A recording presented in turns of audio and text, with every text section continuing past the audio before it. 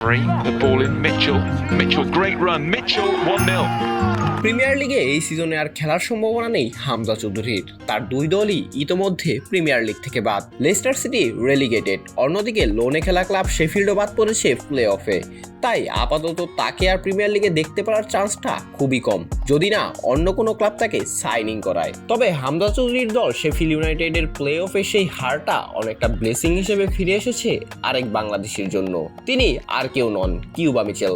হামজার শেফিল্ড যাদের বিপক্ষে হেরেছেন সেই দলে ছিল জুড বেলিংহামের ছোট ভাই জোবে বেলিংহাম। তাকে আপাতত বরুসিয়া ডর্টমুন্ড সান্ডারল্যান্ড থেকে কিনে নিয়েছে 40 মিলিয়ন ইউরো স্পেন্ড করে।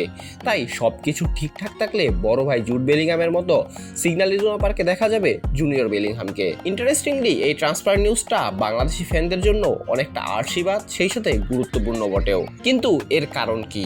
এর মূল কারণ, জোব বেলিংহাম সান্ডারল্যান্ড ছাড়লে মূল দলে ঢোকার দরজা খুলে যেতে পারে বাংলাদেশি কিউবা মিচেলের জন্য। ইতিমধ্যে সান্ডারল্যান্ডের বয়সভিত্তিক দলগুলোর সাথে নিয়মিত খেলছেন, পারফর্ম করছেন কিউবা। এমনকি সান্ডারল্যান্ডের মূল দলের সাথেও নিয়মিত অনুশীলন করেন এই প্লেয়ার। আর সান্ডারল্যান্ড এই সিজনে প্রিমিয়ার লিগে উঠেছে। জোবে চালু যাওয়াতে হয়তো তার পজিশনের জন্য ভ্যাকুম তৈরি হবে। আর এই ধরনের ক্লাবগুলো স্কোয়াড থেকে কোনো প্লেয়ার চলে গেলে সাধারণত তাদের একাডেমি বা তরুণ ফুটবলারদের উপরই অনেক বেশি ভরসা রাখে। সুতরাং জোবের চলে যাওয়া যে কোনোভাবে কিউবার জন্য সান্ডারল্যান্ডের মূল দলের দরজা খুলে দিতে পারে, এটা এক প্রকার নিশ্চিত। আর সেটা হলে হয়তো আমরা আরও একজন বাংলাদেশিকে প্রিমিয়ার লিগে প্রতিনিধিত্ব করতে দেখব। অঙ্কুর গমেজ, বিডি আর্কাইভ স্পোর্টস।